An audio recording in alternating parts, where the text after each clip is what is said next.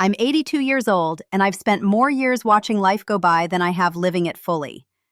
I remember thinking when I was younger that longevity was a gift given to a few lucky people, like it was something out of reach, almost magical.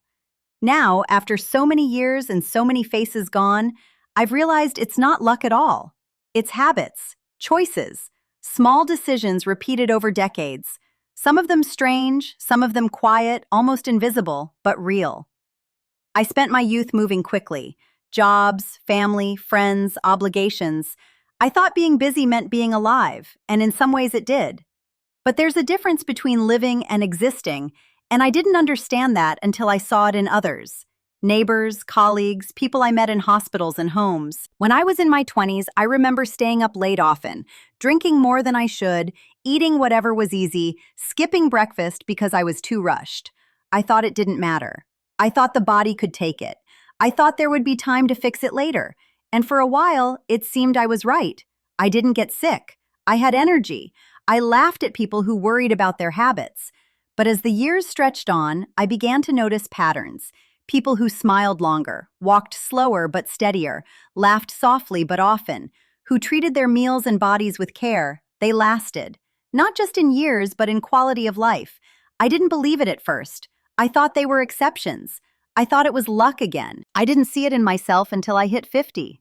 That's when my knees started complaining, and I realized the mornings weren't as easy, the hangovers lasted longer, and my heart seemed to protest a little more often. I started paying attention. Slowly, I adopted some of the habits I'd seen in those who aged gracefully. I learned to walk every day, sometimes just around the block, sometimes in the park, sometimes in silence. I didn't need it to be intense, just consistent. I ate more vegetables than meat, more fruits than sugar, and I started noticing how my body responded to food. I slept when I could, not always when I wanted. I laughed when I could, even at small things. I stopped believing everything had to be productive. The slow cost of ignoring these small choices became clear in my 60s. Friends I thought would always be around started to disappear. Some to illness, some to accidents, some quietly, without fanfare. I watched them go and felt a quiet ache, realizing that their choices, or lack of attention to themselves, had shortened not just their life, but their presence in the lives of those who loved them. I also realized the importance of relationships. People who lived long weren't solitary monks, but they weren't social butterflies either. They maintained connections, small but steady. Calls to children, letters to old friends, shared meals, conversations that didn't rush. I started doing the same, slowly reconnecting with those I had let drift away. It wasn't always easy. Some doors had closed, and I accepted that. But I opened the ones I could, and I saw how those small interactions added warmth and meaning. I discovered things that seemed odd at the time, but the science behind them made sense later. A daily cup of tea, or sometimes coffee, but not too much. Sitting quietly for a few minutes each day without distractions. Reading, not for work or duty, but for the mind itself. Learning, even in small ways, and laughing whenever possible.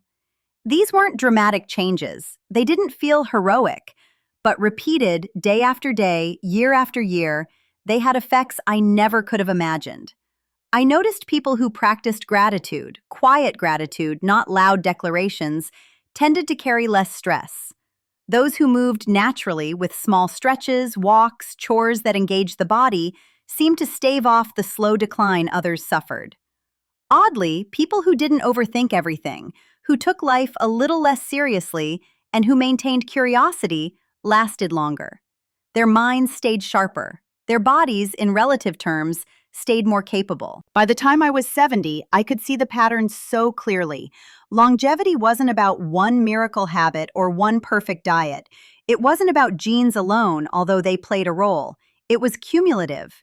Every choice, repeated consistently, mattered. What you eat, how you move, how you sleep, how you interact with others, how you manage stress, how you laugh, how you rest, all of it adds up. Some of it weird, some of it subtle, but all of it real. I think back to friends who didn't survive. Their habits weren't drastically different from mine, at least not in the obvious ways. But the small differences, the morning walks they skipped, the vegetables they ignored, the tension they carried, the apologies they never made, the laughter they postponed. Those added up. Life is a sum of repeated actions, small choices, unnoticed until it's too late. I remember a neighbor who lived to 94. She swore by cold baths, early to bed, a quiet mind, and daily walks. People laughed at her odd routines, yet there she was, moving steadily, reading, talking to neighbors, attending family gatherings, full of curiosity and life. I started incorporating some of those habits into my own routine, slowly, without fanfare, without thinking it would make me immortal, just present, just alive. The turning point for me wasn't dramatic. No one close to me died suddenly. No one screamed a warning. It was gradual. My own body reminded me, aching joints, fatigue, the slow slowing of reflexes. I began to understand that if I wanted to live well and live longer, I needed to act, and I needed to act consistently. I started taking care of myself, not in a frantic, obsessive way, but in the same way I might tend a garden. Daily attention, small but meaningful, consistent, repeated. I found joy in it, not the kind that shouts, the quiet joy that grows slowly, almost unnoticed, until one day you realize you've lived well simply because you cared for yourself steadily over time. Now, in my 80s, I can see the effects. I walk without assistance. I have energy to speak to friends and family. I have the clarity to reflect, to remember, to sit and be present. I don't feel invincible. I don't pretend it's guaranteed. But I have something most of my peers don't. I've seen how long life can be lived if tended to carefully, and I've been paying attention for decades. Some people think it's luck. Some people still dismiss it as coincidence. But I've seen it day after day, year after year. Small, weird, consistent choices add up. They extend life. They improve it. They give you the chance to see your grandchildren grow, to sit quietly with a partner, to finish books, to talk to friends, to laugh unexpectedly, to remain curious, and to hold your own mind steady as the years pass. I won't tell you this is a miracle. I won't tell you there's a secret. I won't even give you rules. All I can tell you is what I've learned from my own life, from observing others, and from watching people vanish too soon. Eat well, move gently, sleep when you can, laugh, connect, breathe, be curious. Don't let small moments pass without noticing them. It sounds simple, it sounds obvious, but it is the accumulation of these small, quiet choices over decades that makes life longer and life better. I look back now and I feel gratitude for the years I have left. I feel sorrow for the years I ignored my own body and mind, but I also feel clarity. I have learned what matters, not flashy victories, not grand gestures, not loud acclaim, but the tiny, steady acts of care for myself and for the life I live. If this story means anything to you, maybe you will pause today, or this week, or this month, and take one small action. Nothing drastic, nothing showy, just one quiet choice repeated enough times to matter. Time is limited. Life is fragile. Longevity is not guaranteed, but it is possible, if tended to quietly, consistently, and with attention. And that is the truth I've learned. The truth that took me 8 decades to fully understand. It is strange. It is simple. It is real. And it is yours to consider while you still have time.